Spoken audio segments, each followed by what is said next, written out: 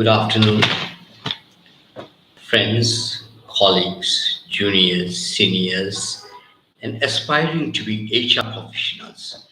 Good morning to everyone. I'm back. Here I am.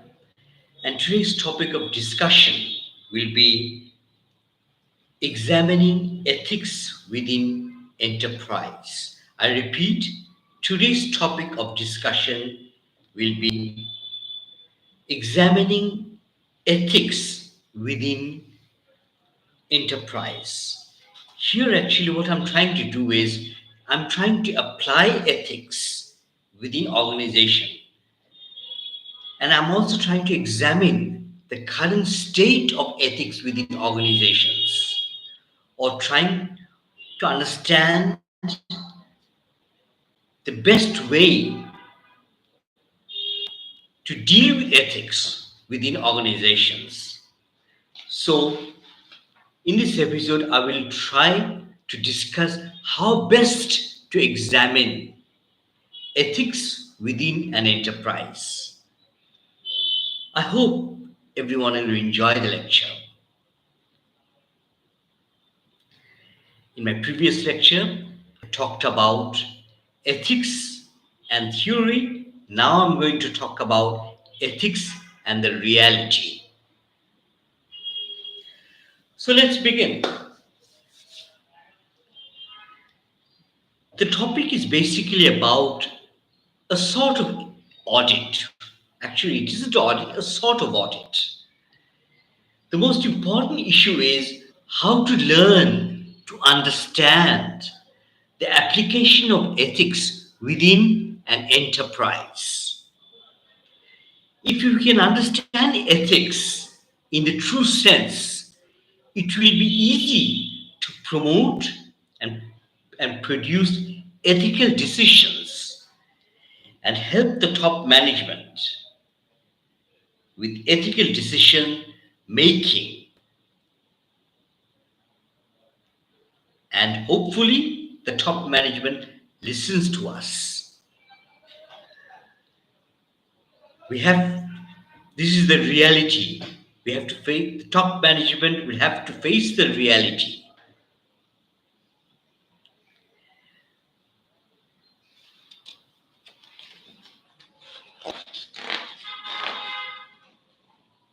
What is audit, by the way?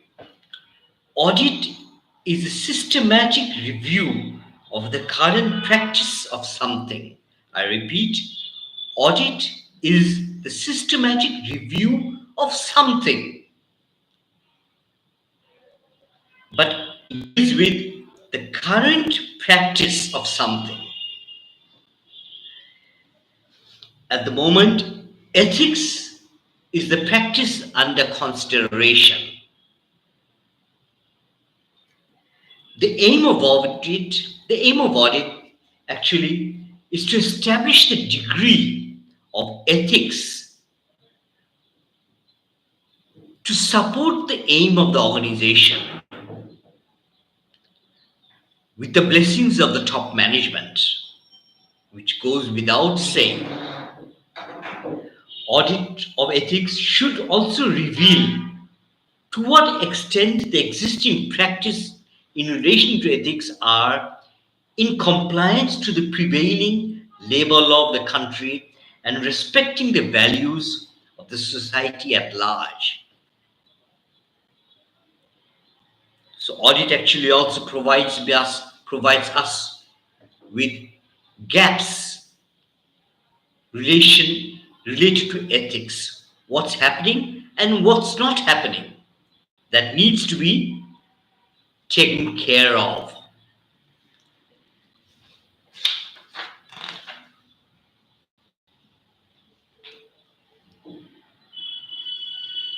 One of the main merits of audit on ethics is to reveal trends and variances in terms of what is happening and what should happen. And the focus of this episode is to reinforce ethical practices as far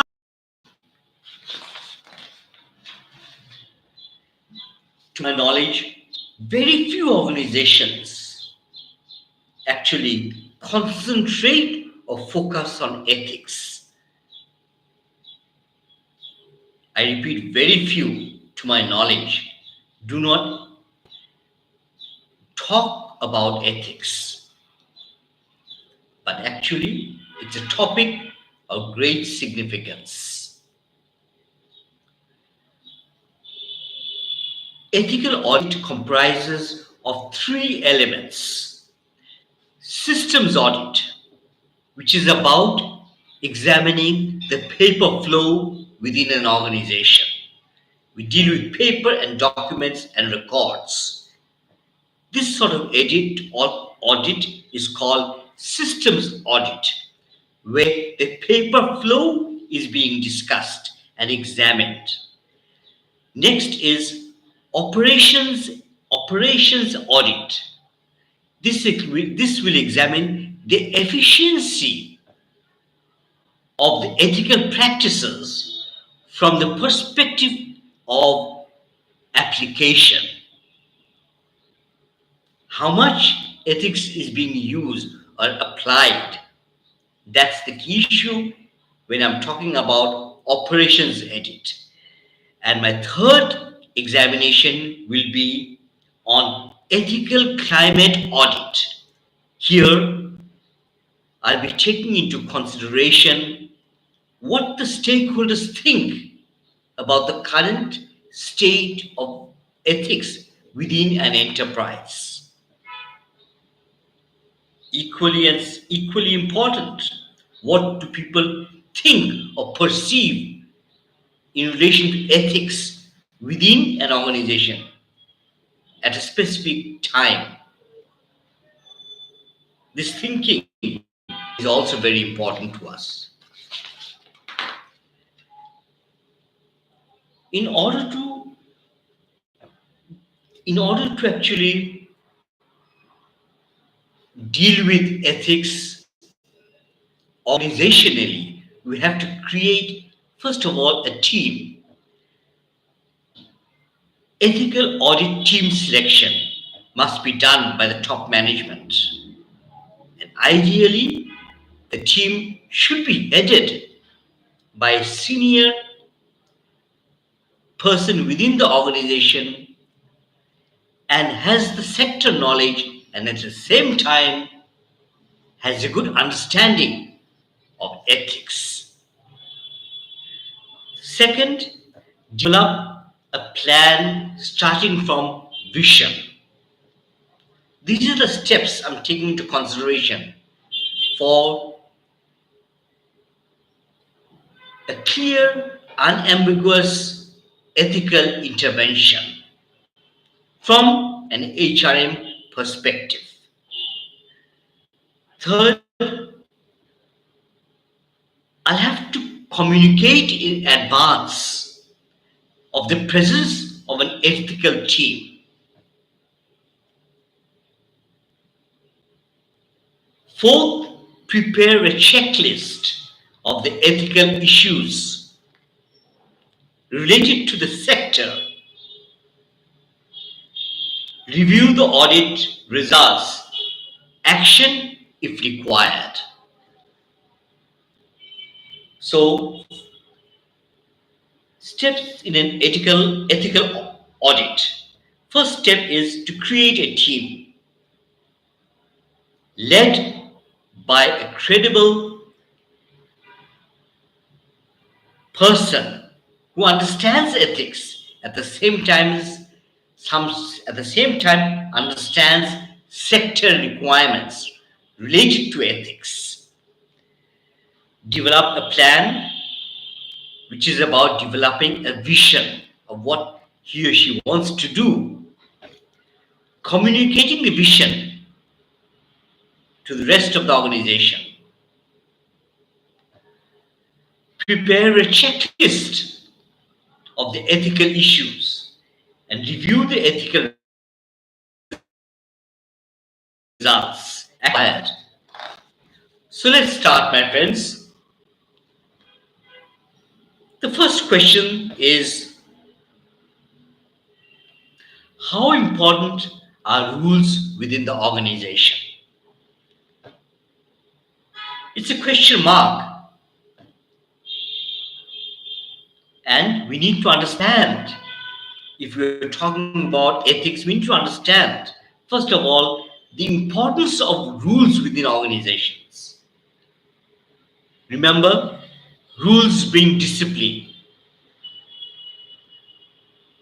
This is basically, I'm taking a very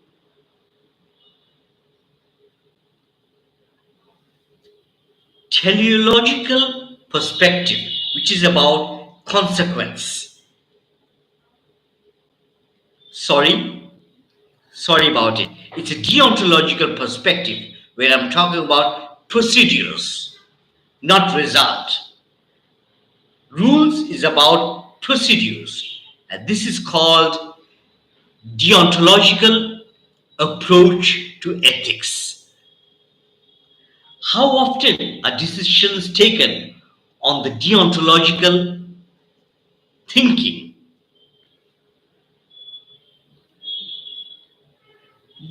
These questions will actually come from experience, at the same time observation. You'll have to observe the top management and see the trends and variances. Remember, language is very important. Understanding the language, the words chosen are also very, very important. So, first of all, my question is, are rules important for the organization? How important are rules within an organization? My next point was how often decisions decisions are taken based on deontological thinking, which is about procedures, rules and regulations, and procedures.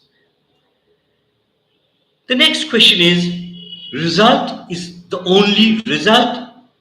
only focus. This is another perspective where all thinkings are centrally focused on results. Here we are talking about consequences, output. In a nutshell, it is the results which will determine what is right and what is wrong.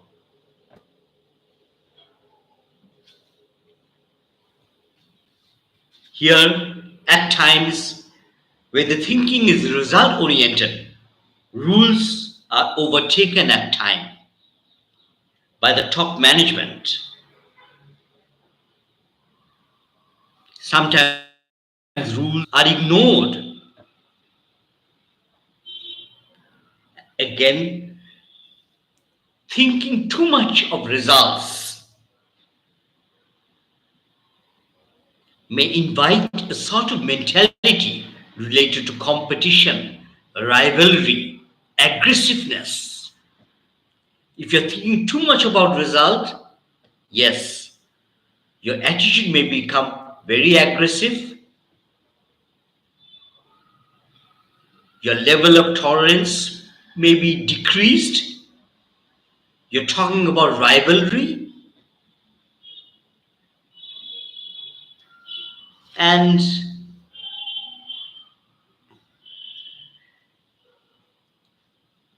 the language will be different. For example, just do it. I want results. I don't care how you get the results. I want the result. This is another sort of attitude, another tone.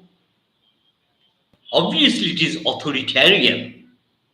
There's no question about it. But the person who is saying this is very much result oriented.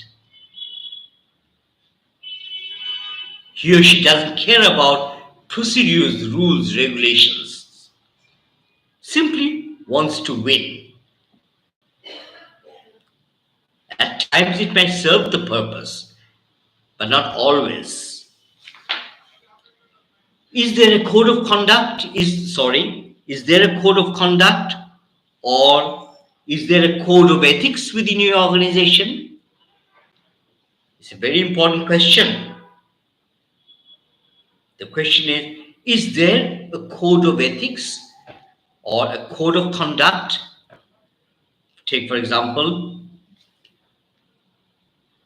big organizations, well reputed organizations have a code of conduct. Take, for example, CIPD of London, CIPD of London, of which I'm a fellow.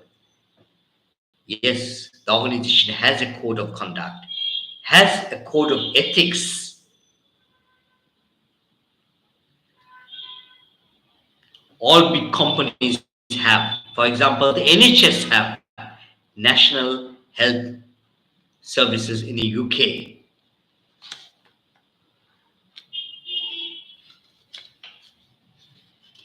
The Bar Council has a code of ethics or a code of conduct. Play the game according to the rules.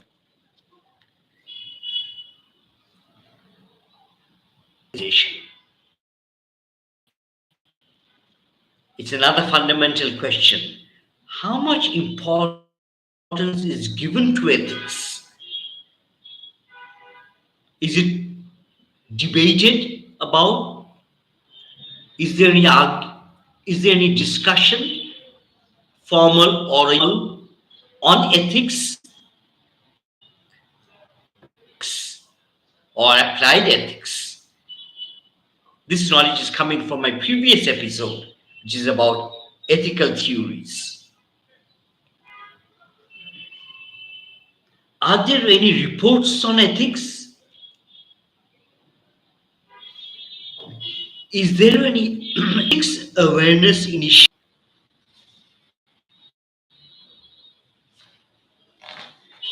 Is corporate governance a topic of discussion in your organization?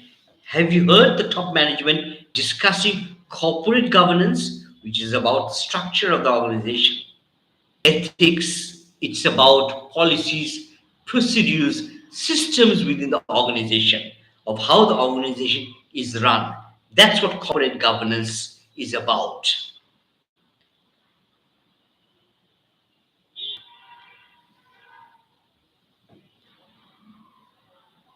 Have any ethical issues been discussed? This is another question. Have any ethical issues been discussed among the top management? Have you heard it or not? That's the issue. Does the organization have an ethical responsibility towards the stakeholders and the society? What do you think?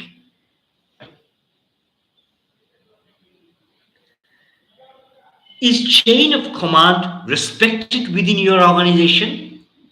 These are all ethical issues.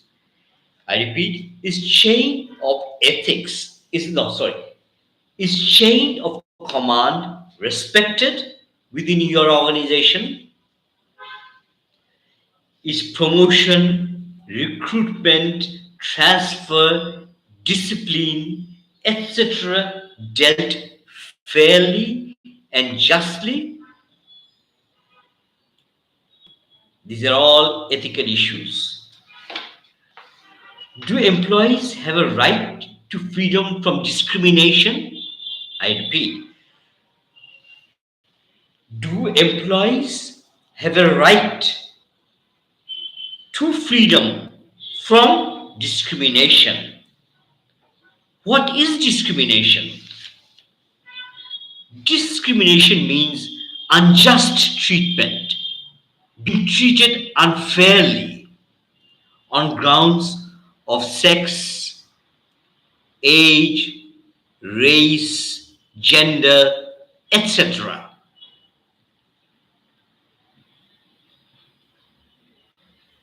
I can also include disability. Most important, A person, a company in which there exists discrimination, it is hard to detect, but you will detect after a while by observing the company. It takes a while. You will see that there can be biasness, favoritism with the organization, which means basically there is discrimination. Where there is favoritism, there is discrimination.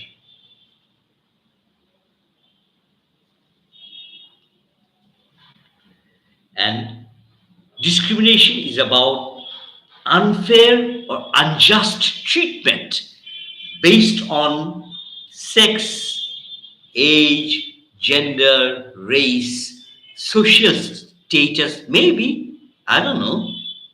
But all these issues contribute to the concept of being discriminated. Do employees have a good health and safety condition for working? Are salaries and wages paid on time? Are salaries and wages based on fairness? Is the performance appraisal fair? Do employees perceive a sense of justice within the organization?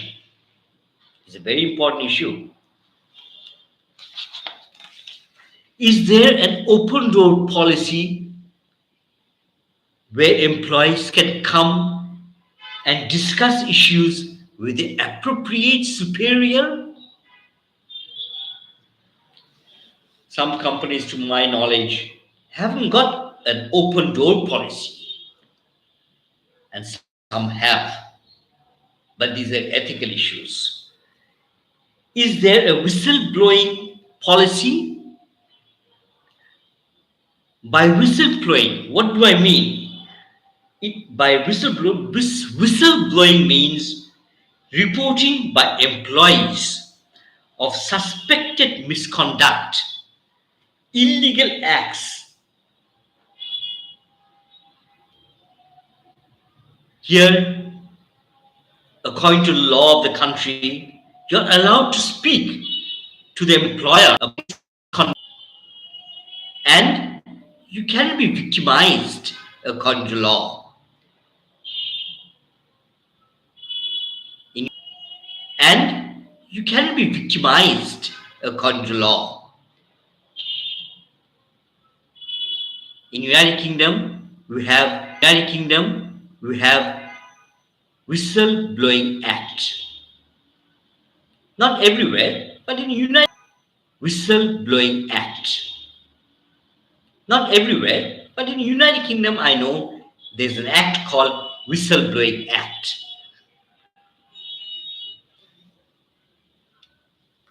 And in UK and remember in UK whistleblowers are protected by law. There's nothing you can do, nothing I can do about it. Whistleblowers are protected by law. There's nothing you can do, nothing I can do about it. That's law. If I say something which goes against the organization, but that's law. If I say something which goes against the organization, but it's something illegal and it's harming the society, the law will protect me.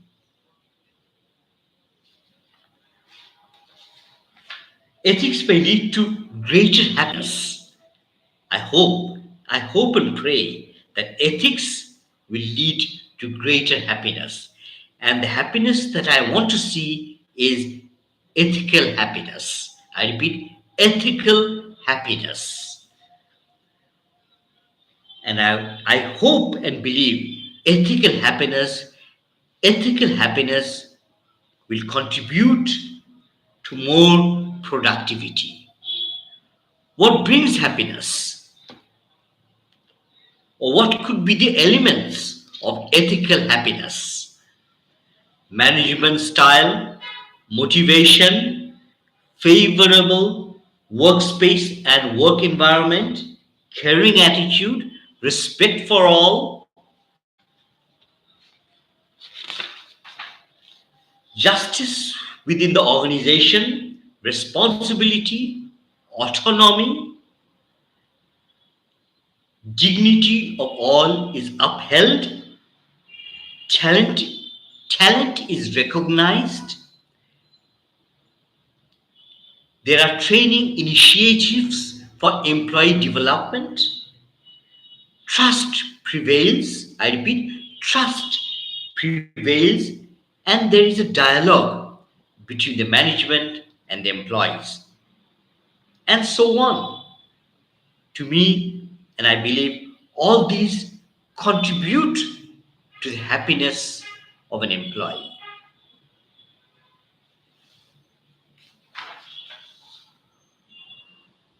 I'm much to conclude, I'm much concerned with the fact that the top management must strive for an ethical culture that needs to be nurtured.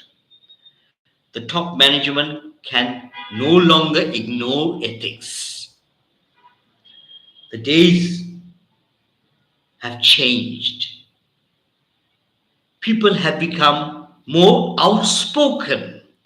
People are now more critical. People are more question oriented. Active media presence, active technology like the Facebook, for example, where information can cross any border within a few seconds. In general, people and society seem to, seem to be more vocal, argumentative. These have come, these I have observed these facts.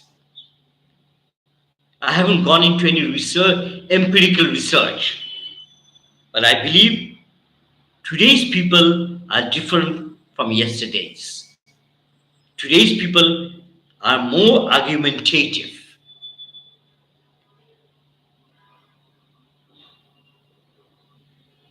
more critical, more outspoken. They use the latest technology and also active media presence. All these issues have actually really changed the way how people behave. People cannot or people cannot or will not stay silent anymore. The days of silence to some extent has decreased. People have become more vocal. And also with the human rights activists, yes, ethics is now a big issue. I repeat, human rights activists have also helped the cause of ethics.